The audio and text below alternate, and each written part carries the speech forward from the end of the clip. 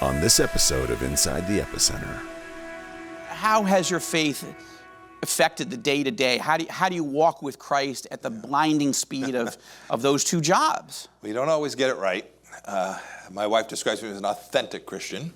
I hope they're not in your book, but there were a couple of moments I used words my mother would not have appreciated.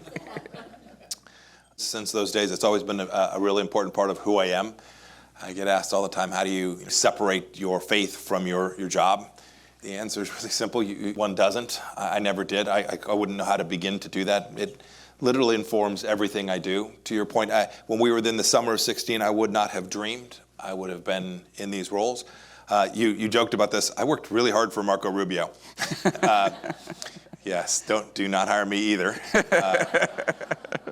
But had this incredible opportunity when the president called and said, hey, would you be my CIA director? And got a chance every day to go put on the armor of God and the power of America and try and deliver good outcomes for the American people. It's at the center of who I am.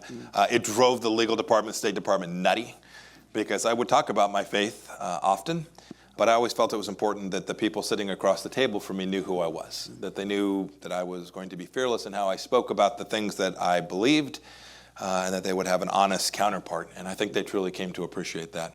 To hear this full episode of Inside the Epicenter with Joel C. Rosenberg, look us up on YouTube, Apple Podcasts, Spotify, or wherever you get your podcasts.